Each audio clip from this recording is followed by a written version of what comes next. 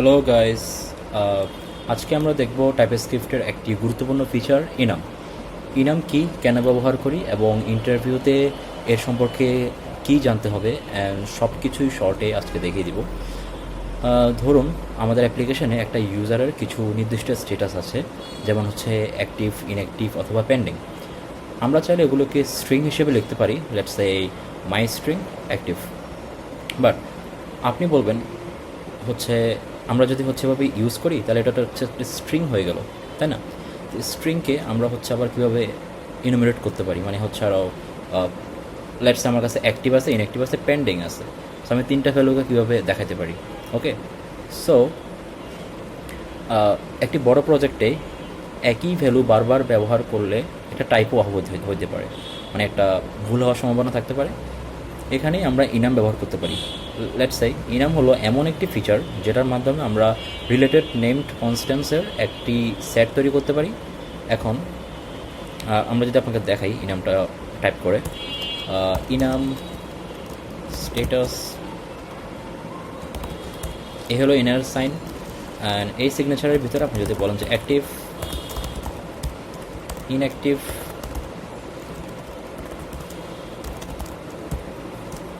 And then pending. So এই হয়ে গেলো আমাদের ইনাম। এখন আমাদের ইনামের মধ্যে আমরা হচ্ছে তিনটা ভ্যালু রাখতে পারতেছি। এরপর আমরা ইউজ কীভাবে করবো, লেটস সে আমাদের কাছে ইউজার স্টেটাস আছে। ওকে, সো এখানে আমরা টাইপ হিসেবে ইনামটাকে দিয়ে দিব। ওকে, সো এটা দেওয়ার পরে আমরা এখন ইউজ করব স্টেটাস ডট, আমরা ডট করে ইনামের প্রত্যেকটা ভ্যালু আমরা অ্যাক্সেস করতে পারি, লেটস সে অ্যাক্টিভ।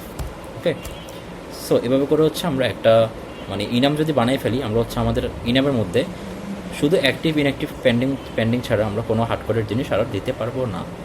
সো এখন ইউজারের স্ট্যাটাসে আমরা শুধুই স্ট্যাটাস ইনামের ডিফাইন করা ভেরিয়েবলগুলোই দিতে পারতেছি। Okay, okay nice. এখন let's say like what about numeric enum. Okay, so টাইপস্ক্রিপ্টে ইনাম ডিফল্টভাবে হচ্ছে নিউমেরিক ভ্যালু ব্যবহার করতে পারে। মানে আপনি যদি এখানে দেখেন যে অ্যাক্টিভে 0 থাকবে, ইনঅ্যাক্টিভে 1 থাকবে, পেন্ডিংয়ে 2 থাকবে। সো এটা কিন্তু বিহাইন্ড দ্য সিন নিউমেরিক্যাল অর্ডারিংয়ে সে হচ্ছে ইনামগুলোকে রাখে। এখন প্রথমেই ভ্যালুটা থাকবে হচ্ছে 0, দেন হচ্ছে 1, তারপর হচ্ছে 2। এখন আপনি চাইলে আবার এদেরকে আবার নিউমেরিক্যালি অ্যাসাইনও করতে পারেন। লেটস সে এটা 1 হবে, আপনি একে 2 দিবেন না, 0 দিবেন না, 1 দিবেন, এটাকে 2 দিবেন, দেন হচ্ছে আপনি চাইলে এটাকে 3 দিতে পারেন। সো এভাবে হচ্ছে আপনি চাইলে হচ্ছে ইনামগুলার এক্সাক্ট জিনিসগুলো দেখতে পারেন। আর সবথেকে বড় কথা হলো আপনি যখন এখন কনসোল লক করবেন, কনসোল লক ইনাম, সরি ইনাম হবে না, স্টেটাস হবে, যদি রান করেন আপনি দেখতে পাবেন যে এই যে এটা হচ্ছে আমাদের ইনাম। এখন আমি যদি এটাকে আগের মতো করে রেখে দিই, লেটস সে কিছুই রাখবো না, let's say this one, and আমি রান করি আবার, এই যে এখন দেখুন 0, 1, 2। এখন আমি যদি এখানে কোনো একটা ভ্যালু অ্যাসাইন করি, লেটস সে 3, 2 অ্যান্ড 4। সো এখন হচ্ছে আমি ভ্যালুটাকে ওভাররাইড করে ফেললাম। সো এভাবে করে হচ্ছে আমি আইডেন্টিফাই করতে পারি যে কোনটা নিউমেরিক্যালি কোনটা কী হবে। ওকে, then let's come to part 3।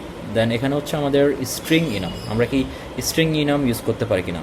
Simple answer is yes. আমরা চাইলে হচ্ছে কোনোটা, এটা আমরা কেন ইউজ করি, এখানে কোড দেখে আমরা সহজে বুঝতে পারছি যে কোন স্ট্যাটাস ব্যবহার করছি।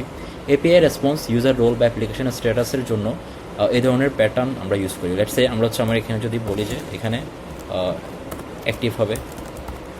ওকে, দেন হচ্ছে এখানে হবে হচ্ছে আপনার inactive, so active, and then এখানে হবে হচ্ছে আপনার পেন্ডিং।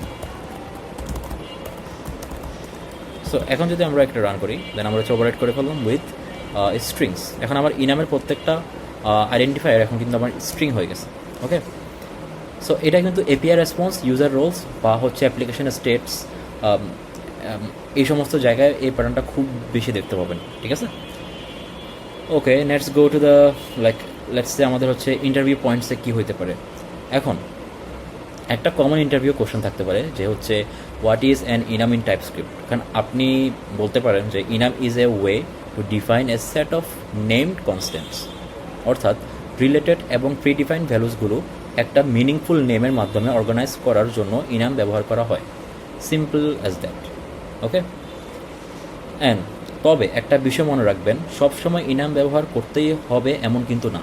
অনেক মডার্ন টাইপস্ক্রিপ্ট প্রজেক্টে ইউনিয়ন টাইপস এবং অ্যাজ কনস্ট্যান্স ব্যবহার করা হয় বিকজ অফ এটা হচ্ছে ইনামের পাশাপাশি এগুলো মানে আপনাকে জানতে হবে। লেটসে আপনি হচ্ছে সবসময় তো ইনাম আর ইউজ করতে পারবেন না। লেটসে হচ্ছে একটা স্ট্যাটাস অনেক সময় আপনি দেখতে পারবেন যে কাস্টমার স্ট্যাটাস এভাবে দেওয়া, লেটসে অ্যাক্টিভ অর অপারেটর মানে হচ্ছে আপনার ইউনিয়ন অপারেটর, এটা দিয়ে আপনার হচ্ছে ইনঅ্যাক্টিভ এভাবে হচ্ছে ইউজ করতে পারে। ঠিক আছে, ইনঅ্যাক্টিভ, তারপর হচ্ছে আপনার পেন্ডিং, এভাবে আপনি চাইলে ইউজ করতে পারেন। ওকে, এভাবে ইউজ করলে আপনি হচ্ছে জিনিসটাকে বলতে পারবেন যে হচ্ছে এটা একটা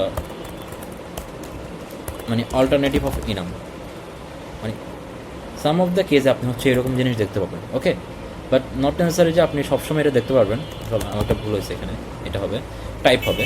সো এই টাইপটা আপনি চাইলে কোনো একটা ভ্যারিয়েবল, লেটস আমি এখানে ইউজ করছি না, আপনি চাইলে আরেকটা ভ্যারিয়েবল নিয়ে এটা এখানে দিয়ে দেন হচ্ছে আপনি এটাকে চাইলে কাস্টমারের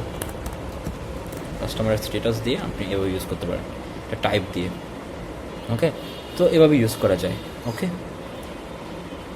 তো আজকে আমরা জানলাম যে টাইপস্ক্রিপ্টের ইনাম কি, নিউমেরিক অ্যান্ড স্ট্রিং ইনাম কীভাবে কাজ করে এবং কেন এগুলো ব্যবহার করা হয়। অ্যান্ড পরের ভিডিওতে আমরা টাইপস্ক্রিপ্টের আরেকটি খুব ইম্পর্টেন্ট কনসেপ্ট নিয়ে জানবো, সেটা হচ্ছে union and intersection types. And এরপর আমরা হচ্ছে অ্যানি আননোন নেভার এক্সপ্লেইন করবো, মানে একদম ক্লিয়ারলি আপনাদের সামনে, দেন হচ্ছে জিনিসগুলো আপনাদের সামনে অনেক ক্লিয়ার হবে। ওকে, দ্যাটস ইট আজকের জন্য, গুড বাই।